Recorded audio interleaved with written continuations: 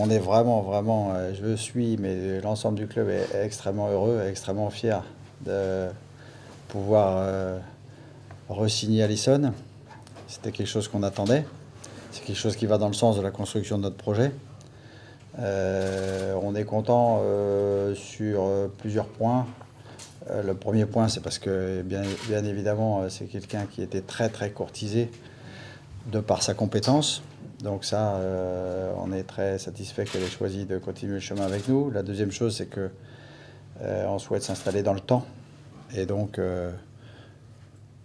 prolonger pour 3 années supplémentaires, plus les 2 qui viennent de se passer, ben, ça veut dire qu'on a le temps d'installer l'équipe pour demain.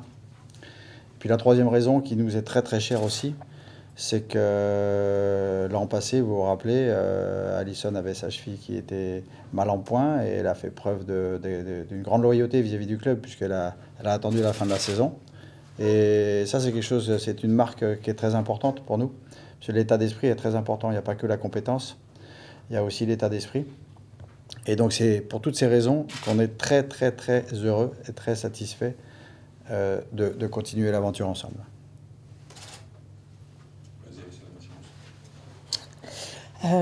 Bonjour à tous. Je partage exactement les mêmes mots que Jean-Luc. Ma satisfaction de prolonger avec le club, c'est aussi la volonté de stabiliser aussi les choses et surtout de continuer de faire partie de cette aventure dans la construction du club. C'était aussi pour ça que en 2016, j'avais décidé de rejoindre Brest.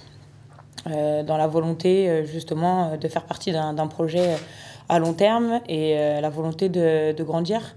Je pense qu'on a bien grandi depuis 2 ans et je dirais que ça part de là dans un premier temps. Alisson à 28 ans, c'est vraiment un moment charnière, donc signer 3 ans, c'est quelque chose d'important, c'est un signe assez fort. Oui, bien sûr, ça va dans le sens de la stabilité, comme l'a dit Jean-Luc, de voir dans le temps. Voilà, c'est une volonté du club et aussi de ma part.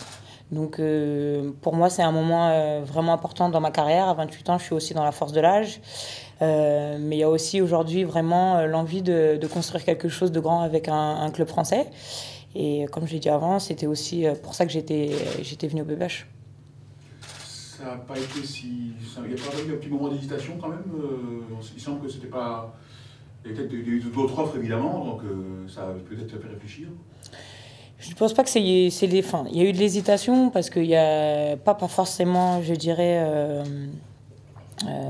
par rapport au fait qu'il y a eu de l'hésitation, mais il y a eu des divergences sur certains points qui ont été réglés par la suite, à la suite de diverses discussions avec Jean-Luc et le club. Donc voilà, on n'est pas forcément toujours d'accord sur tout au départ. Après, j'avais aussi, moi, de mon côté, des souhaits personnels. Et aujourd'hui, comme j'ai dit, après certaines discussions avec Jean-Luc, les choses ont, je dirais, évolué de manière assez positive et ce qui explique aujourd'hui ma prolongation avec le club. Les souhaits personnels, c'était autour de la construction de l'équipe, c'était un argument financier? C'est surtout par rapport à ce que le club souhaitait faire dans les années à venir. On sait tous que le club a envie de grandir, que le club grandit vite aussi. Voilà, c'est à un moment donné, c'est pas la première fois que je le dis, que j'ai envie de gagner la Ligue des Champions. Et donc, forcément, ça fait aussi partie de mes souhaits personnels. Et donc, disons que j'avais besoin d'avoir certaines informations sur, je dirais, la structuration de l'équipe dans les années à venir. Ces garanties, tu les as eues du club voilà, sur ces années qui viennent, cette ambition du BBH? Oui, je les ai eues par, je dirais, par la volonté des présidents de dire chaque année on fait mieux que les années précédentes. Et donc, je dirais que oui, j'ai eu certaines garanties à ce niveau-là. Et voilà. On a entendu des joueuses majeures. On a entendu quelques joueuses majeures allaient peut-être rejoindre l'effectif, c'était ça les garanties? On ne m'a pas donné de nom, on m'a surtout dit qu'il y aurait un effectif très compétitif pour les saisons à venir. On a entendu gagner la Ligue des Champions? Oui, bien sûr. Je pense que quand on est ambitieux, on vise forcément les sommets. Après, on n'a pas dit quand, Mais bien sûr, l'envie est là. Donc, je dirais que quelque part, le fait d'avoir prolongé aussi longtemps avec le club, c'est aussi s'assurer et se permettre, je dirais, toutes les chances du but ultime. C'est quoi la position du club à ce sujet? Je crois que ce qui a été très important par rapport à Alisson, c'est que si j'avais une chose à noter, moi, c'est qu'il y a eu une vraie discussion, un vrai échange et une vraie écoute. Une écoute mutuelle. C'est-à-dire que la porte n'a jamais été fermée. Qu'il y ait des hésitations, c'est normal. De notre côté, il n'y en avait pas. On voulait construire avec. Bon, on était déjà positionné avant le mondial, mais il y a le mondial derrière, avec tout ce qui s'y passe, un titre, mais au-delà du titre, une prestation qui amène un titre, parce que c'est aussi surtout ça. Je parle de la prestation individuelle. Et bien sûr, c'est une équipe, on parle toujours, c'est un sport d'équipe, mais je veux dire, en tout cas, Alisson a plus que tenu son rôle.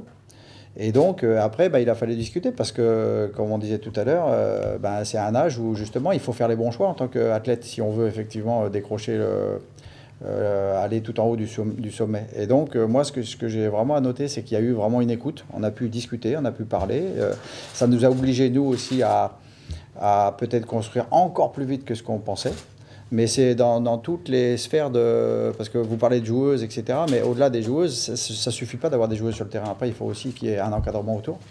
Donc il y avait tout ça aussi à construire. On sait qu'on est pour l'instant en phase de construction. Il faut se rappeler qu'il y a 5 ans, le club était en 3e division. Hein, c'est pas compliqué, hein. National 1, 3e division. Donc on avance, on progresse et on est très heureux que Alisson nous témoigne cette confiance-là d'aller dans ce sens-là. Est-ce que les discussions ont commencé bien avant le mondial? Et du coup, le titre d'Alisson, qu'est-ce qu'il a changé? Est-ce que ça a accéléré les choses? Est-ce qu'il a fallu se positionner assez vite par rapport à des clubs qui voulaient l'appliquer en fin de saison?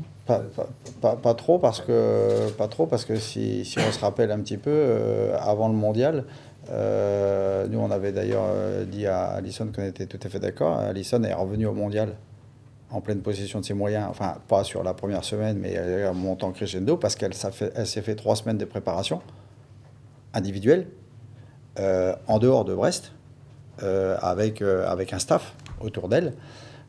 Et donc déjà ces 3 semaines-là, il n'était pas question de discuter. Je veux dire, Alisson, je pense, enfin c'est elle qui va vous répondre, moi je ne suis pas dans sa tête, mais je pense qu'elle était focus sur le championnat du monde, sur son retour dans le championnat du monde. Et on peut pas être quand on est en train de disputer un championnat du monde, on peut pas réfléchir à enfin en tout cas c'est pas sain, c'est pas le moment. Donc avant oui, il y a eu des discussions, mais c'est surtout après qu'on a pu, enfin là je vais laisser Alisson en parler, mais si elle veut. Donc ça a commencé réellement quand, le dur des discussions, je dirais. Après le championnat du monde, c'est comme l'a dit Jean-Luc, pendant le mondial, c'est pas forcément le moment, même si forcément on sait tous qu'il y a des discussions, il y a des approches qui se font, mais je dirais rien de très concret. Donc voilà, de toute façon, moi ma volonté c'était qu'il se passe rien pendant le mondial et que je commencerai, je dirais, à penser à mon avenir après. Jean-Luc, oui. Derrière, ça avance, mais il n'y avait rien de concret à ce jour dans ce qui correspond à ce que vous dites aujourd'hui en termes d'objectifs, et c'est-à-dire faire signer des joueuses majeures. Il y a un peu d'avancée à ce jour. C'est-à-dire que le jour où il y aura des avancées, vous en serez informés, hein, bien sûr. Nous, on réfléchit pas tant en termes de nom, on réfléchit plutôt en termes de postes. Il y a des besoins et des fonctions dans une équipe, et donc on est plutôt là-dessus. On sait qu'il y a des postes où on va pouvoir les évoquer. Il y a 3 postes qui se ressemblent un petit peu, pas sur la fonction, mais sur le positionnement, c'est-à-dire les 2 postes, aile gauche et aile droite, et puis gardienne de but. C'est-à-dire ces 3 postes où il y a déjà une joueuse qui est encore sous contrat l'année prochaine. Et dans les buts, encore plus, puisque Cléo a re-signé 3 ans également, parce que c'est vous montrer la volonté qu'on a d'aller sur du long terme. Et puis Modeva Kopi à gauche, et puis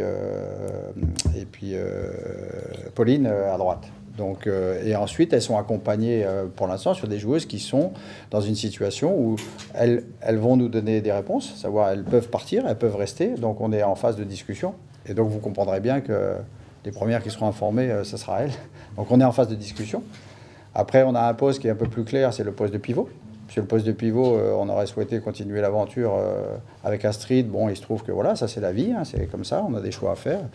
Elle ne sera plus à Brest l'année prochaine. Alors c'est un peu plus complexe que juste, là, pour le coup, la personne de Astrid. C'est-à-dire qu'elle avait deux fonctions. C'est-à-dire qu'en même temps, elle joue pivot et en même temps, c'est quand même une de nos joueuses de base en défense. Donc peut-être qu'on trouvera une personne idoine qui la remplace sur ces deux fonctions. Peut-être aussi ce sera deux personnes. Hein, c'est tout à fait possible, puisque c'est pas, sur le marché, il n'y en a pas beaucoup comme ça. C'est aussi pour ça qu'on aurait souhaité continuer avec elle. Et puis ensuite, il nous reste le poste de l'aile droite. Donc Mélinda Guéguerre nous avait fait la demande de quitter, je veux dire de poursuivre sa vie sportive ailleurs dans un autre club, et donc on lui avait dit qu'on ne la retiendrait pas, que c'était, voilà, on était OK. Donc évidemment sur ce poste-là, il y a forcément quelqu'un à recruter. Martha Menguet est toujours sous contrat l'année prochaine, elle joue sur ce poste-là, mais bon, vous savez les problématiques qu'il peut y avoir si on n'a pas de gauchère sur ce poste-là, donc forcément sur ce poste-là, effectivement, il y aura une gauchère. Et puis après, on est aussi à la recherche, un petit peu à l'image de Alisson, d'abord de la compétence, on cherche des gens qui sont hyper compétents, et puis un peu comme Alisson a pu jouer par exemple avec l'équipe de France, des gens qui sont capables de jouer tantôt sur le poste de demi-centre, tantôt sur le poste d'arrière-gauche, des joueuses très, très, très complètes. Donc voilà, pour les avancées, pour les besoins du recrutement, voilà, je les ai évoqués. Ensuite, on travaille. Voilà, on travaille tous les jours. Je pense que assez rapidement, il y a quelques dossiers qui vont se concrétiser, mais pas en dire plus. Alisson, tu as eu l'occasion de t'exprimer là-dessus juste après le championnat du monde, mais là, aujourd'hui, tu as peut-être un peu plus de recul par rapport à ça.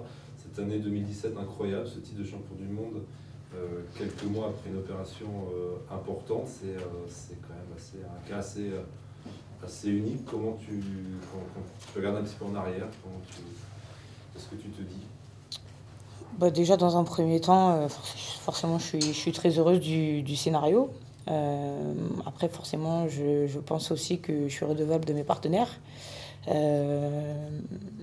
Parce que dans un premier temps, il y a eu cette première semaine où moi, j'avais besoin justement un peu de retrouver ce rythme et ce petit transfert au niveau physique pour pouvoir exister dans cette deuxième semaine. Au-delà de ça, je pense que j'ai fait preuve de beaucoup de professionnalisme et de mental. Disons que c'est pas la première fois que je me retrouve aussi dans cette situation. Ça avait été le cas en 2012 quand je m'étais fait opérer des ligaments croisés. Voilà, c'était aussi une course contre la montre pour pouvoir participer au JO de Londres. Sauf qu'aujourd'hui, j'ai pris un peu plus d'âge et que j'ai plus d'expérience et de maturité. Donc, j'ai su, je pense, bien mener ma barque, et ce qui a permis, je dirais, cette issue. Coucou les supporters, un petit message, je dirais, pour vous remercier déjà de nous encourager et d'être là. On compte sur vous vraiment pour cette deuxième partie de saison. On aura besoin de vous pour nous supporter. Donc j'ai un petit challenge à vous faire. Donc j'ai appris que vous étiez aux alentours des 100. Et donc on va avoir 3 ans pour se connaître un petit peu plus et donc je dirais faire grandir ce COP. Donc je vous mets au challenge d'atteindre les 200 à la fin de la saison prochaine. Salut!